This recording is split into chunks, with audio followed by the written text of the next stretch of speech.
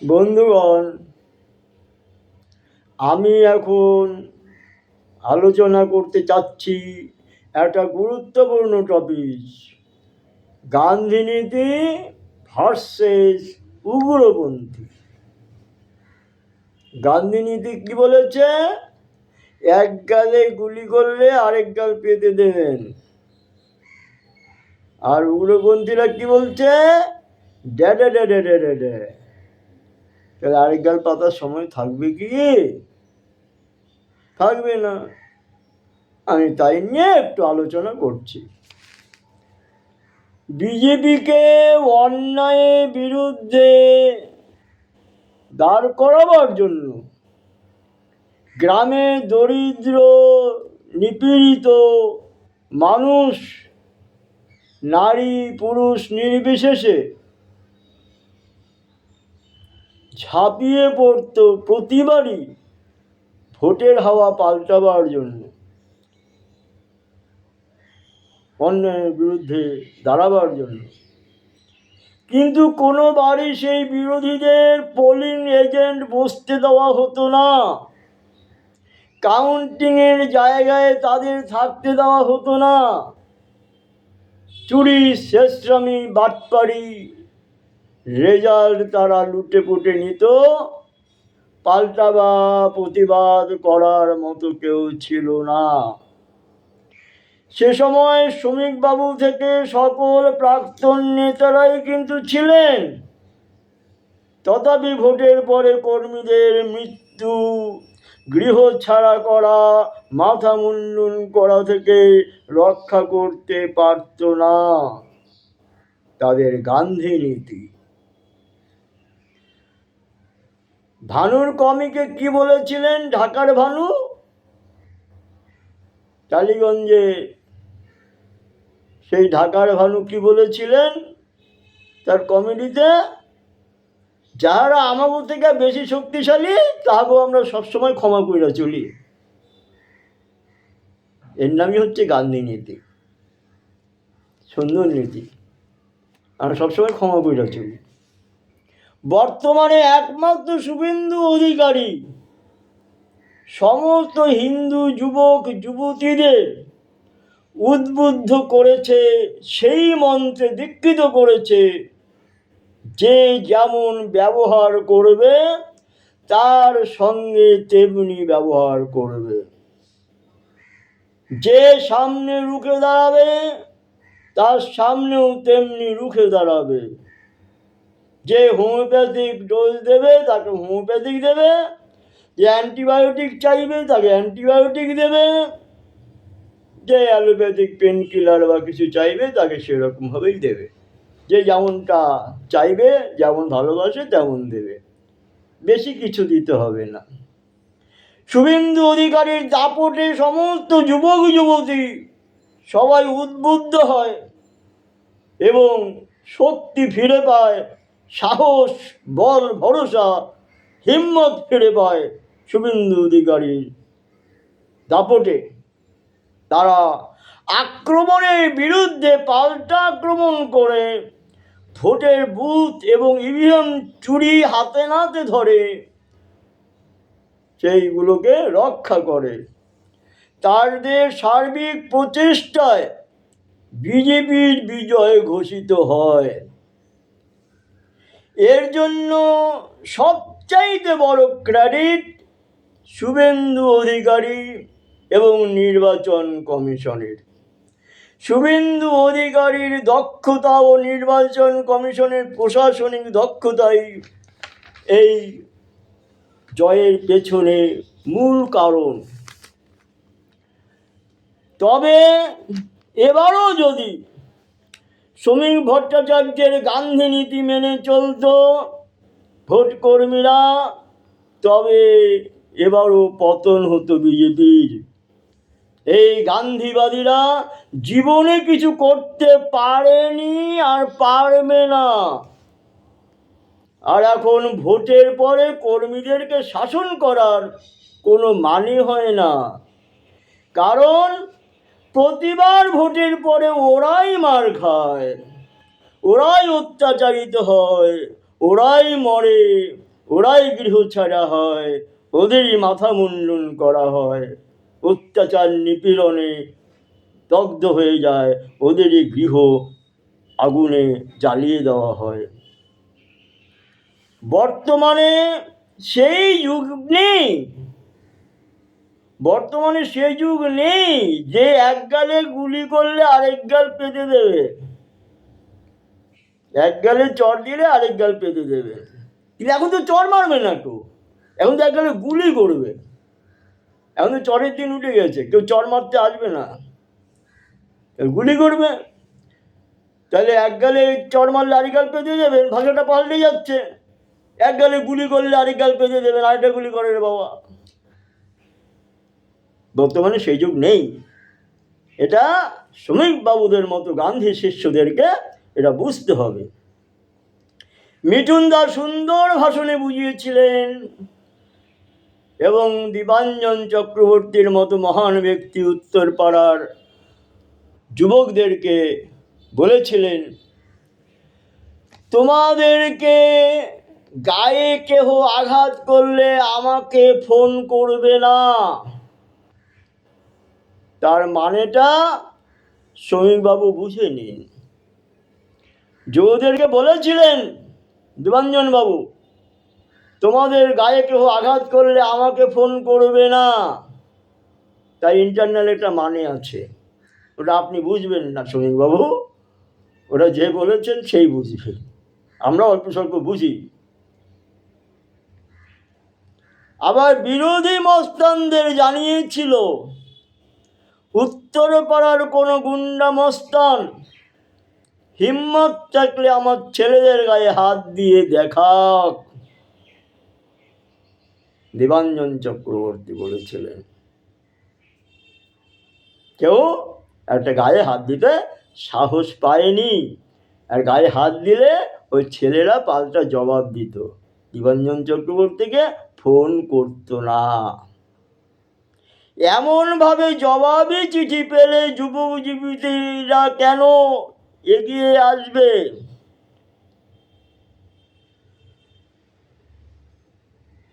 এমনভাবে জবাবি চিঠি না পেলে, এই ধরনের জবাবি চিঠি না পেলে যুবক যুবতীরা কেন এগিয়ে আসবে?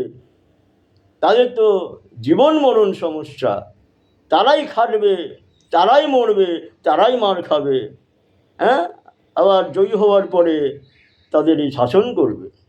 কখনই হয় না সেটা। তাদের যন্ত্রণা তাদেরকে অনুভব করতে দিন। তাই সবাই উদ্বুদ্ধ হয়েছিল, স্বতঃস্ফূর্তভাবে সাধারণ পাবলিক পর্যন্ত ভোট দিয়েছে। শুভেন্দু অধিকারীর আওয়াজ গোটা পশ্চিমবঙ্গের এ মাথা থেকে সে মাথা পর্যন্ত সমস্ত ভোটার্সরা জাগরিত হয়েছে। শুভেন্দু অধিকারীর আওয়াজে গোটা পশ্চিমবঙ্গের এ মাথা থেকে সে মাথা সমস্ত ভোটার্সরা জাগরিত হয়েছে, সমস্ত হিন্দুরা জাগরিত হয়েছে। এবং দস্যুদের কি হয়েছে? দস্যু হারমাদদের হামলার পাল্টা জবাব দিয়েছে কর্মীরা, বিজেপির কর্মীরা। তারা যখন ডান্ডা নিয়ে রুখে এসেছে, এরাও ডান্ডা নিয়ে রুখে গেছে। ওরা ডান্ডা মারলে এরা গাল পেতে দেবে, সেটা করেনি, করলেই ভোটে জেতা যেত না।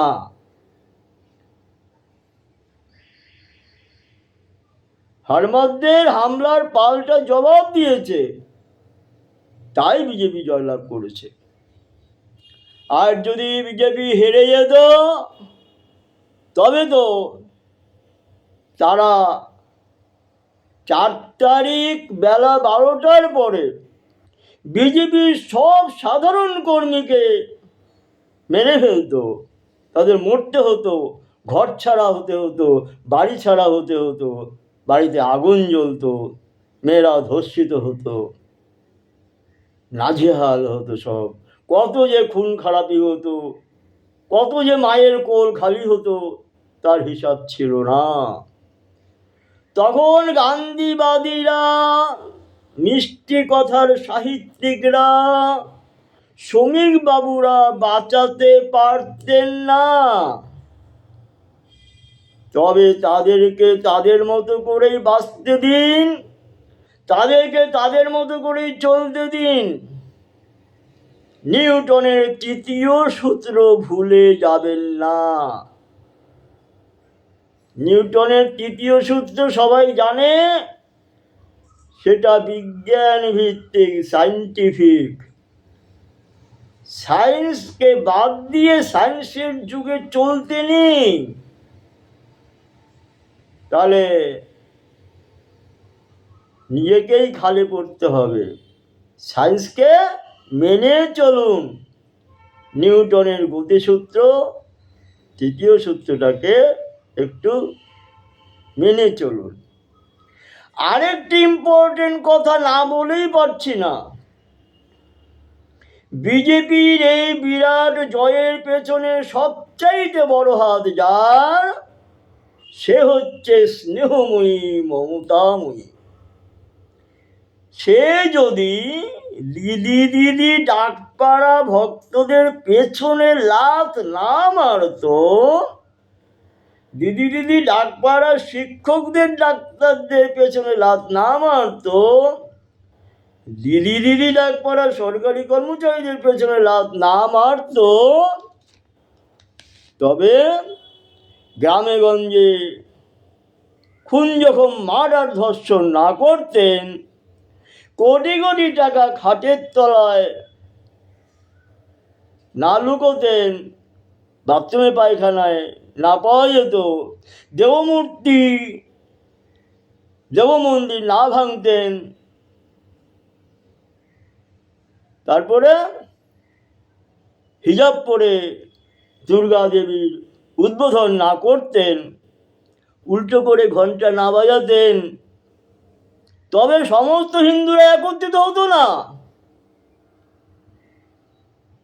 দিদি দিদি ডাকা ভাই বোনেরা তাদের বিরুদ্ধে ভোট দিত না।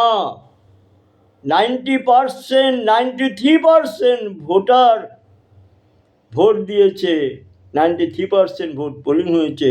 এটা রেকর্ড, ইতিহাসে প্রথম, এটা সবাই জানে।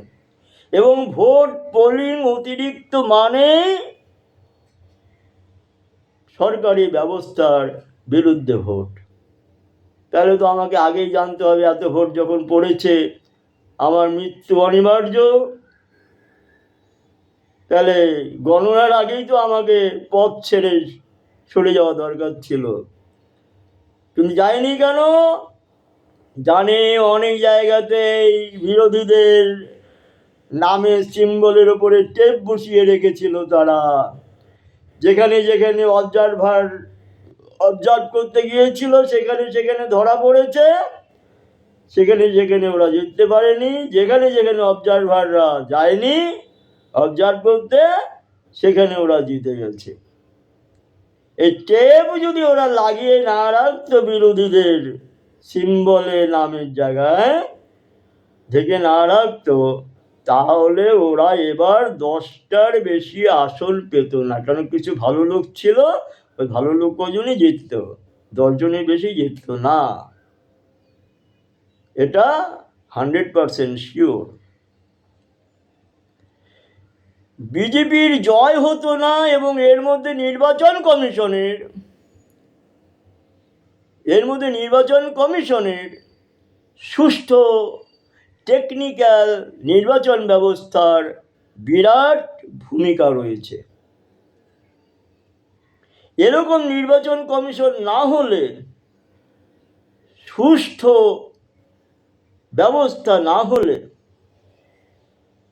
সিকিউরিটি ব্যবস্থা না হলে নির্বাচন সঠিকভাবে হতো না, যেটা কোনোবারই হয়নি। এবং তিনি প্রতিবারের মতো ঘুষের বশ্যতা স্বীকার করেননি। সর্বশেষে বলছি, মহাত্মা গান্ধীর মহান নীতিতে কোনোদিন ভারত স্বাধীন হতো না যদি নেতাজি সুভাষ রুখে না দাঁড়াতেন। ঠিক তেমনি আজকেও আপনাদের গান্ধী নীতি, প্রেম নীতি কোনোদিনই জয়ের মুখ দেখতে পারতেন না যদি শুভেন্দু অধিকারী পশ্চিমবঙ্গের সমস্ত যুবক যুবতীদের এ মাথা থেকে সে মাথা পশ্চিমবঙ্গের হিম্মত না জোগাতেন। আপনারা সবাই খেটেছেন, আজকে শুধু নয়, অনেক বছর ধরে আপনারা খেটেছেন, কিন্তু সরকার চেঞ্জ করতে পারেননি, পারতেন না গান্ধী নীতি দিয়ে। শুভেন্দু অধিকারী একমাত্র ব্যক্তি যে তার হিম্মত জুগিয়েছে সমস্ত কর্মীকে। শুধু নিজের হিম্মত থাকলে হবে না, সমস্ত কর্মীদেরকে হিম্মত জোগাতে হবে। সমস্ত কর্মীদেরকে সে হিম্মত জুগিয়েছে, তারা পাল্টা জবাব দিয়েছে। যারা ডান্ডা নিয়ে তেড়ে আসছে অপোজিট থেকে, এরাও ডান্ডা নিয়ে এগিয়ে গেছে। না হলে পরে এই ভোট শান্তিতে হতো না। এখন ভোটে জয়ী হওয়ার পরে ভোট কর্মীদের আমরা উপদেশ দিতে পারি, আমরা বলতে পারি এইভাবে চলো, ওভাবে চলো, শান্তভাবে চলো, ভালোভাবে চলো, কাউকে খুন খারাপি করো না, কারো ক্ষতি করো না, ভাঙচুর করো না, এটা আমরা বলতেই পারি। তাই বলে কোনো যুবক যদি মুখোমুখি কোনো আক্রমণের শিকার হয়, বিজেপির কোনো কর্মী যদি মুখোমুখি কারোর সাথে আক্রমণের শিকার হয়ে যায়, সে কি এক গালে চড় খেয়ে আরেক গাল পেতে দিয়ে চলে আসবে? নাকি এক গালে গুলি করলে আরেক গাল পেতে দেবে গুলি করো? আসবে না। তাদের যদি কেউ কিছু না বলে, তারা বলবে না। তাদের আঘাত করলে তারা যেন সঠিক জবাবটা দিতে পারে। আঘাত না করলে কেউ নিজে থেকে কারো বাড়িঘর ভাঙতে যাবে না, কাউকে আক্রমণ করবে না। খুন খারাপি নয়, এটা আমরা চাই না, এটা ভালো নয়। তো চন্দ্রনাথকে যারা হত্যা করেছে তাদের আইনসঙ্গতভাবে সঠিক বিচার চাই।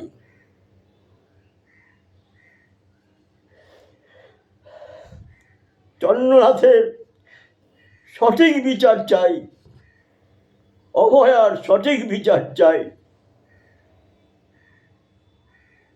চন্দ্রনাথের খুনিদেরকে পায়ে দড়ি বেঁধে ঝোলানো চাই। জয় হিন্দ, জয় ভারত, জয় পশ্চিমবাংলা, জয় পশ্চিমবঙ্গের সাধারণ নাগরিকবৃন্দ, কর্মীবৃন্দ, জয়। এ জয় শুধু নয় বিজেপির জয়, জয় পশ্চিমবঙ্গের সমস্ত নাগরিকের জয়, এ জয় ভারতের জয়। জয় হিন্দ, জয় ভারত।